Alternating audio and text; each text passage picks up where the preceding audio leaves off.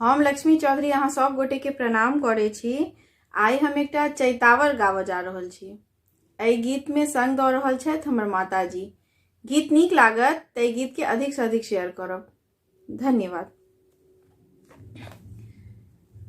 कोन कैल जादू अटोना माहो रामा, राम गेल बनमा। कोन कैल जादू अटोना माहो रामा, राम गेल बनमा। राम गेल बनमा हो, राम गेल बनमा। राम गेल बनमा, राम गेल बनमा। कोन कैल जादू अटोनमा हो रामा, राम गेल बनमा। धन राजा दशरथ धन रानी के कई।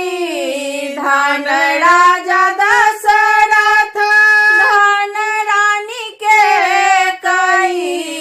धान्य को भवन माहो रामा, राम गेल बनमा।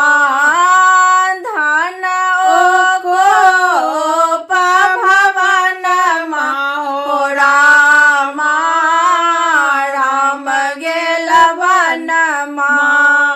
राम लखन सिया बन के सिधारल। राम लखन सिया बन के सिधारल। दशरथ तेजल परन माहो रामा, राम गेल बनमा।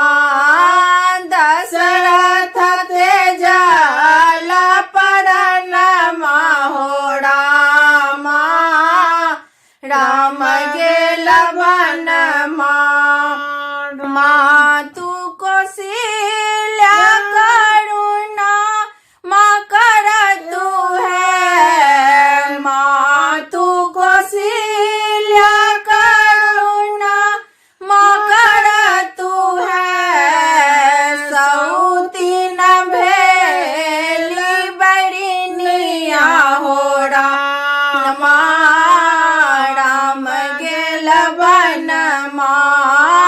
सौतीन भेली बड़िनिया हो रामा, राम गेल बनमा। तुलसी उदास प्रभु तुम्हारे दरस को। तुलसी दास प्रभु तुम्हारे दरस को। सौतीन को भवन माहो रामा, राम गेल बनमा। सौतीन को भवन माहो रामा, राम गेल बनमा। कोन कयल जादू टोना माहो रामा, राम गेल बनमा। राम गेल बनमा।